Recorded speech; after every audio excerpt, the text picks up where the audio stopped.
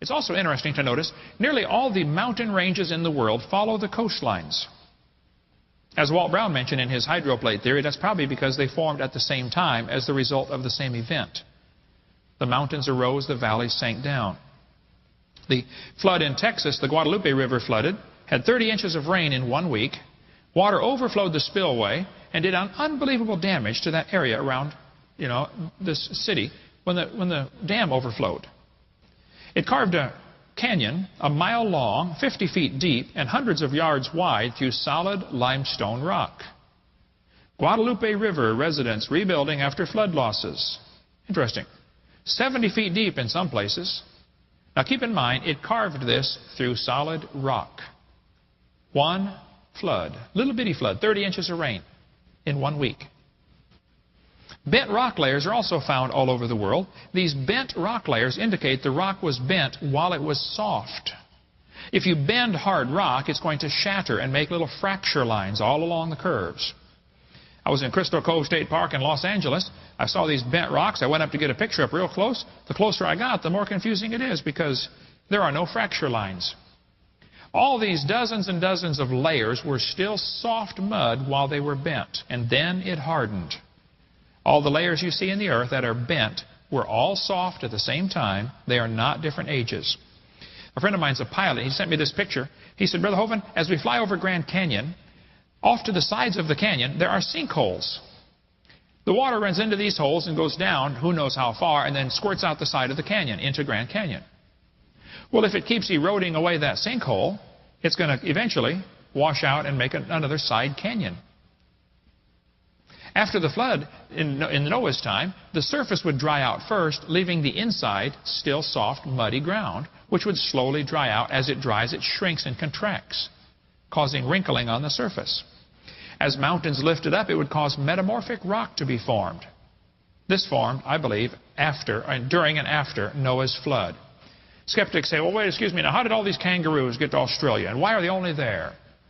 Well, I believe after the flood was over, the oceans were smaller than they are today. Today, the earth is under 70% of it's underwater. I don't think it was that way right after Noah got off the ark.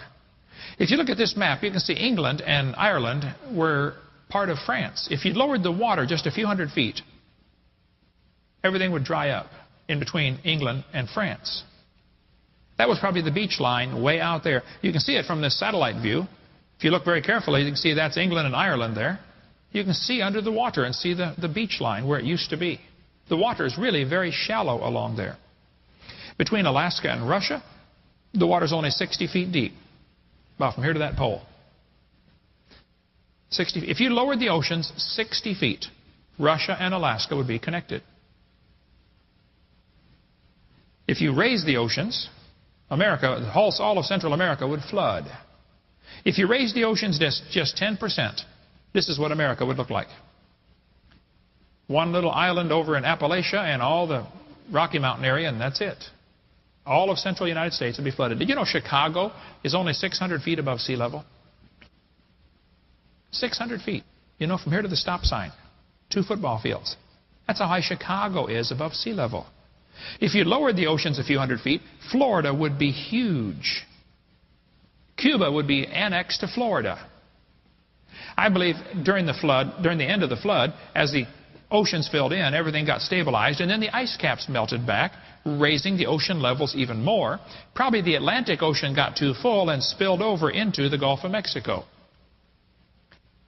We'll cover more on that in a minute. Pensacola Bay and Mobile Bay are about 7 feet deep. You can stand up just about any place out there in Pensacola Bay. If you lowered the waters a few hundred feet, Australia would be connected to Vietnam. The water between Vietnam and Australia is very shallow.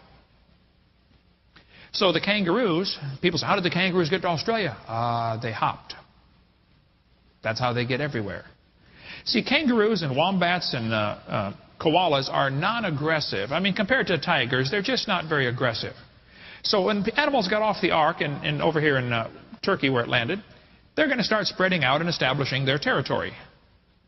And the kangaroo's got his home and he's raising his family, and all of a sudden the tigers come in. I want this property. Okay, so rather than fight, they run. Less aggressive animals would constantly be pushed to the migration fringe, to the edge, okay? They would rather run than fight. And they ended up, over generations, over maybe, who knows, 100 years or so, they keep spreading out, and those that don't run get killed, and they end up in Australia down here. But at the same time, while they're being pushed to the edge of the migration fringe, the water's coming up because the ice caps are melting back. And as the ice caps melt back, the water comes up, and all of a sudden, Australia is protected. It's now an island, where it used to be part of the mainland. And they just got as far away as they could get from the tigers, and then that's where they got stuck, in Australia. And we have a continental shelf today because of the ice melting back, adding depth to the oceans. If the Earth was shrunk down to the size of this globe, you couldn't even find Mount Everest. You ever see those globes where you can feel the bumps on them, you can feel the mountains? That's baloney. They have to greatly exaggerate those mountains. If you shrank the Earth down to the size of a cue ball to play pool with, the Earth would be rounder and smoother than the cue ball. A 5-mile mountain on an 8,000-mile Earth is insignificant. We talked about raising the oceans greatly changes the shapes of the continents, and so does lowering the oceans. I think these erosion marks happen, these erosion canyons and things happen after the flood. Minneapolis, for instance, is 670 feet above sea level. Well, the Mississippi River runs from Minneapolis to New Orleans. It's about 1,150 miles away. As it runs, the Mississippi drops 670 feet in 1,150 miles.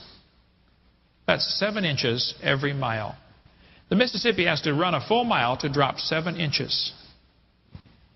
Very low slope, very gently moving, generally. If you built a dam across Grand Canyon, a really big lake would fill in behind it. Textbooks say over millions of years the Colorado River carved Grand Canyon from solid rock. I don't think so. I've studied Grand Canyon pretty actively. Grand Canyon had to form as a result of enormous erosion, as we covered on video 4, and you saw on Walt Brown's hydroplate theory video clip there. Grand Canyon is kind of puzzling because the river loops back and forth, but it also has steep sides. Now, a looping river like the Mississippi is usually indication of, low slope, gradually sloping ground, so the river loops back and forth. Steep sides usually indicates fast-moving river on high slope. Grand Canyon has both. Steep sides and loops and meanders. And the evolutionists will say, wow, I wonder how that river made that canyon. The river didn't make that canyon. The flood made Grand Canyon. Very, very quickly. One catastrophe can really rearrange the real estate. In 1964, there was an earthquake in Alaska that dropped sections of neighborhoods down 40 or 50 feet. I was at Turnagain Heights preaching up there, I'm going up there again this September into Anchorage, Alaska. The incredible damage done just in a few seconds to that community.